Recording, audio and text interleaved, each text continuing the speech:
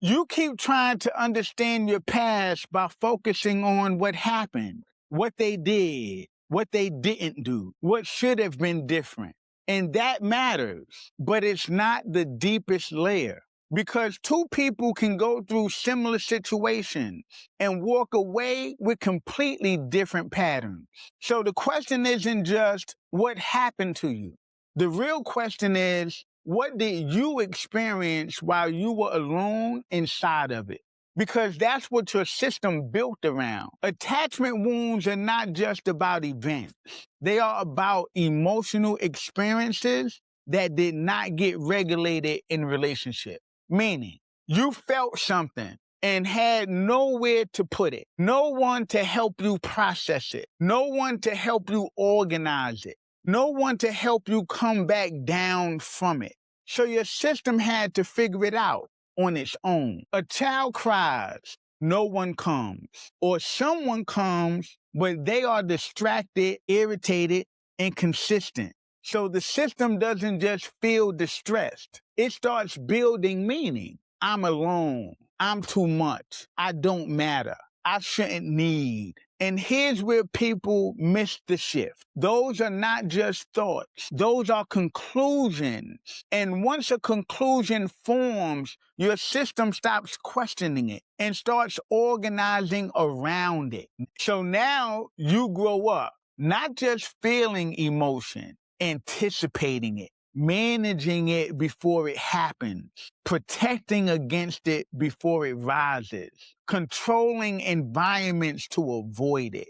And what you call, I just like my space, I don't need much, I handle things on my own, may actually be, I learned not to expect consistency. And now we need to say it clearly. Independence is often unprocessed attachment pain, performing control. Not always, but often. Because if your system learned support is inconsistent, connection is unpredictable, needs don't get met, then depending on others doesn't feel safe. This is where it moves from experience to identity. Repeated emotional experiences become thoughts, beliefs, expectations, behaviors, and eventually personality. So now it's not, I went through something. It's, this is how I function. You meet someone, they show up consistently.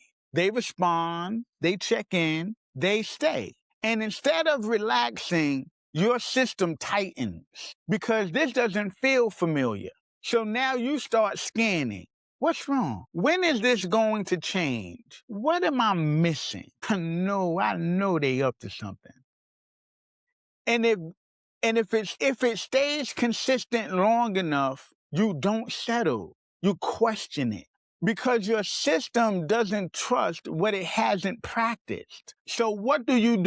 You pull back, you test, you create distance, or you overextend, overgive, overexplain, trying to secure something your system doesn't believe will last.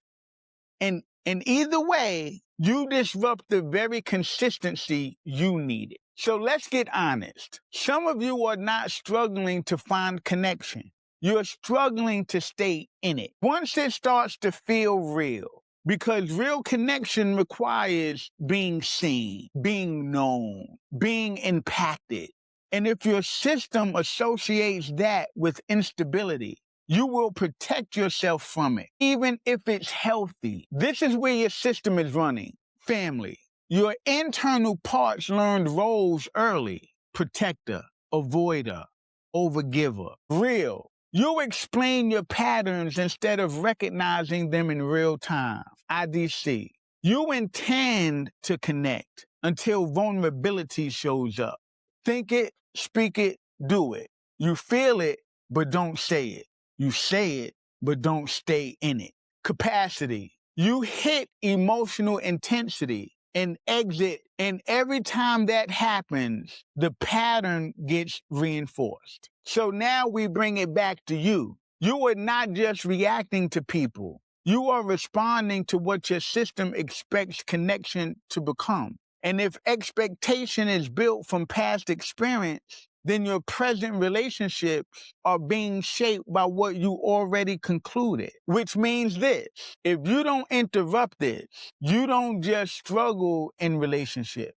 You recreate the same emotional environment with different people and then call it bad luck, wrong people, timing. When in reality, it's a pattern your system knows how to run. But if that's true, then this is also true. You are not stuck.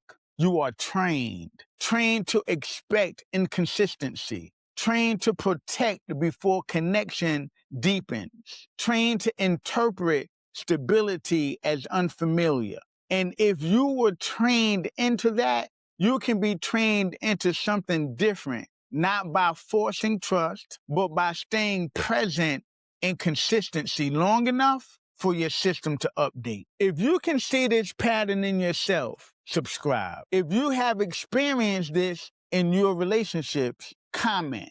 If you know someone who keeps repeating this cycle, share this with them. This is not just content. This is a learning community. Understanding your psychology matters. It helps you understand the patterns shaping your life. Understand clearly. Integrate deeply. Grow yourself great.